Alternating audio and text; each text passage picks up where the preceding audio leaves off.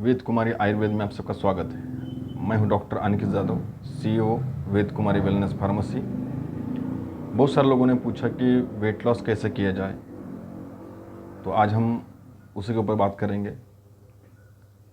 सबसे पहले weight gain क्यों होता है ये जानना बहुत ज़रूरी है।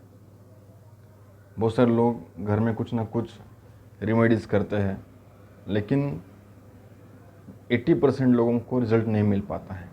इसके पीछे का ये रीज़न है कि आपको पता ही नहीं होता है कि वेट गेन जो है वो किस कारण से हुआ है। वेट गेन होने के बहुत सारे कारण हैं। सबसे पहले तो जो लोग कंटिन्यूसली बैठ के ही अपने काम करते हैं, एक्सरसाइज नहीं कर पाते हैं, उनका वेट गेन होता है। उसके बाद लिवर से संबंधित कोई परेशानी है, यानी कि लिवर जो है वो प्रॉपर तरीके से काम नहीं कर पाता है, इसके कारण से पाचन क्रिया जो है वो डिस्टर्ब रहती है। बहुत सारे लोग जंक फूड, फास्ट फूड खाने की वजह से भी उनकी परेशानियाँ बढ़ जाती है, यानी कि पाचन क्रिया संबंधी परेशानी हो जाती है। इसके कारण आगे चल के वेट गेन होता है। इसमें सबसे ज़्यादा जो प्रॉब्लम देखने को मिलती है वेट गेन की, वो खास करके लेडीज़ में देखने को मिलती है। और इसके पीछे का रीज़न बहुत ही सिंपल है। एक तो हार्मोन इम्बैलेंस, पीसीओडी, ये दो ऐसे कारण हैं। इसके साथ साथ थायराइड, यानी कि हाइपोथायराइडिज्म के जो पेशेंट होते हैं उन पेशेंट का भी वेट गेन होता है।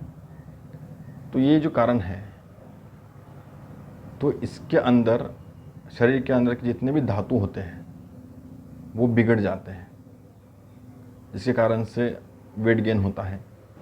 हाइपोथायराइडिज्म में कफदोष और वात दोष, दो दोष जो है वो बहुत ज़्यादा बिगड़ जाते हैं, जिसके कारण से शरीर फूलता जाता है, शरीर के ऊपर सूजन आ जाती है।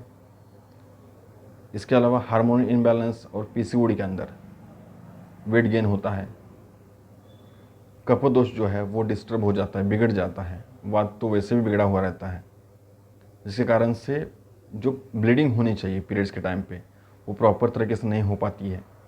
कभी कभी कम होती है, कभी कभी ज़्यादा हो जाती है, तो इरेगुलर रहते हैं पीरियड्स। इसके अलावा सिस्ट बनती है ओवरीज के अंदर, जिसे हम पीसीओडी कहते हैं या पीसीओएस भी कहा जाता है आजकल।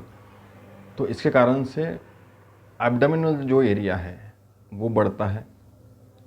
इसके अलावा पीरियड्स में ब्लीडिंग जो है वो एकदम डार्क होती है, उसमें क्लॉट्स भी निकलते हैं, वाइट डिस्चार्ज की प्रॉब्लम होती है। ये जितने भी हार्मोन संबंधी जितनी परेशानी है, ये खास करके रस धातु और रक्त धातु के डिस्टर्ब होने से, यानी रसक क्षय होने की वजह से ये प्रॉब्लम देखने को मिलती है। कुछ लेडीज़ में डिलीवरी के बाद वेट गेन होता है। फर्स्ट डिलीवरी या सेकंड डिलीवरी के बाद में वेट गेन होता है। इसके पीछे का रीज़न ये है कि डिलीवरी के बाद सिकाई होनी चाहिए होती है, तो वो प्रॉपर तरीके से न होने के कारण गर्भाशय यानी बच्चेदानी के अंदर गीलापन रहता है, और इसके कारण से वात बहुत ज़्यादा बढ़ जाता है। और इसका रिज़ल्ट आपको ये मिलता है कि वेट गेन होता है। खास करके एब्डोमेन वाला एरिया, हिप वाला पोर्शन जो है वो थोड़ा सा बढ़ जाता है, जिसके कारण से वेट गेन होता है और वज़न बहुत ज़्यादा बढ़ जाता है। तो इस तरीके से बहुत सारी प्रॉब्लम्स है। आगे चल के फिर कोलेस्ट्रॉल, डायबिटीज़, ब्लड प्रेशर, ये सारी सिम्टम्स देखने को मिलती है। आगे चल के परेशानी और ज़्यादा बढ़ जाती है। लेडीज़ में तो चक्कर आना, इसके अलावा चिड़चिड़ापन, छोटी छोटी बातों पे गुस्सा जल्दी आ जाता है, ज़्यादा सोचना, ये सब चीज़ें जो वो हार्मोन इनबैलेंस यानी कि मूड स्विंग हम उसको कहते हैं इंग्लिश में, ये प्रॉब्लम देखने को मिलती है, खास करके पीसीओडी और हार्मोन्स इनबैलेंस की कंडीशन में। ये तो वेट गेन होने के कारण हमें पता चल गए। इसका भी ट्रीटमेंट कैसे करना है। सबसे पहले अपनी जो प्रॉब्लम है या वेट गेन जो है वो किस कारण से हुआ है, ये पहले जानना ज़रूरी है। ट्रीटमेंट तो बहुत ईजी है। जिन लोगों का बैठ के काम होता है, एक्सरसाइज नहीं कर पाते हैं, तो वो उनको एक्सरसाइज करना ज़रूरी है। डेली सूर्य नमस्कार करना सबके लिए, जितने भी वेट गेन के पेशेंट हैं उन सबके लिए सूर्य नमस्कार करना बहुत ही ज़रूरी है। इसके बाद जिन लोगों के पाचन क्रिया संबंधी के परेशानी की वजह से वेट गेन हुआ है, उनके लिए हमारे यहाँ पर स्पेशल विजया एक सिरप होता है और दोषहर चूर्ण करके होता है। तो ये हम पेशेंट को चालू करते हैं, स्टार्ट कर देते हैं, और इसका रिज़ल्ट जो है बहुत ही अच्छा है। वेट गेन जिन लोगों का हुआ है या फिर पाचन संबंधी कोई परेशानी है, उन दोनों कंडीशन में इनका रिज़ल्ट बहुत अच्छा है। इसके अलावा थायराइड वाली जो प्रॉब्लम है, थायराइड जिस कंडीशन में वेट गेन होता है थायराइड के अंदर, तो उनको ट्रीटमेंट प्रॉपर तरीके से आयुर्वेदिक ट्रीटमेंट करना ज़रूरी है। बहुत सारे लेडीज़ या जेंट्स जो भी उनको हाइपोथायराइडिज्म की प्रॉब्लम है, वो एलोपैथी मेडिसिन लेते हैं, लेकिन वो जो रेंज है TSH का जो रेंज होता है वो सिर्फ मेंटेन किया जाता है, थायराइड ठीक नहीं होता है। बहुत सारे लोगों का ऐसा देखा है कि प्याज का रस निकाल करके गले के ऊपर लगाते हैं हाइपोथायराइडिज्म में, उसका कोई इलाज नहीं है। हल्दी लगाते हैं कुछ लोग, क्योंकि TSH जो है वो आपके पिट्यूटरी ग्लैंड सेक्रेट करती है, ना कि आपके थायराइड ग्लैंड। तो वहाँ पे लगा करके कुछ फ़ायदा नहीं है। हाइपोथायराइडिज्म का जो प्रॉब्लम है वो TSH लेवल बढ़ने के कारण होता है, यानी कि TSH जो है थायराइड स्टिमुलेटिंग हार्मोन, ये सीक्रेट होता है पिट्यूटरी ग्लैंड, जो आपके ब्रेन के नीचे रहती है। वो एकदम मटर के जो मटर रहता है उस साइज़ में वो ग्लैंड रहती है, और वो सीक्रेट करके TSH। तो उसके लिए हमें प्रॉपर नाड़ी परीक्षण करवा के आयुर्वेदिक मेडिसिन स्टार्ट कर देनी चाहिए। हमारे पास ऐसे बहुत सारे पेशेंट हैं जिनका TSH लेवल बहुत ज़्यादा था, 3 या 4 महीने के ट्रीटमेंट करने के बाद उनका TSH लेवल जो है वो नॉर्मल आ चुका है, और वो भी बिना एलोपैथी मेडिसिन लिए भी ये होता है। इसके अलावा जिनको हार्मोन से संबंधित परेशानी है, हार्मोन इनबैलेंस के कारण से, या फिर PCOD की प्रॉब्लम है, उनके लिए तो मेडिसिन करना बहुत ज़रूरी है, क्योंकि हार्मोन इनबैलेंस के अंदर सिर्फ रस धातु को कॉन्सेंट्रेट करके हम लोग ट्रीटमेंट करते हैं।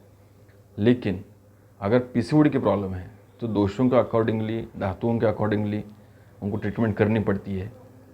पीरियड्स प्रॉपर आने चाहिए। सिस्ट जो बनी है वो धीरे धीरे डिज़ोल्व होनी चाहिए।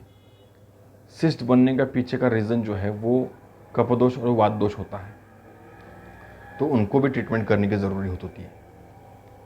इसके अलावा जिन लोगों का PCOD की प्रॉब्लम है, या हार्मोन इनबैलेंस की है, थायराइड की प्रॉब्लम है, या फिर उनकी शुगर संबंधी कोई परेशानी है, डायबिटीज़ वाली है, तो उनको पंचकर्म करना बहुत ही इम्पोर्टेंट है। वैसे तो जिनका वेट गेन हुआ है वो करेंगे तो उन सबको अच्छा रिजल्ट मिलेगा।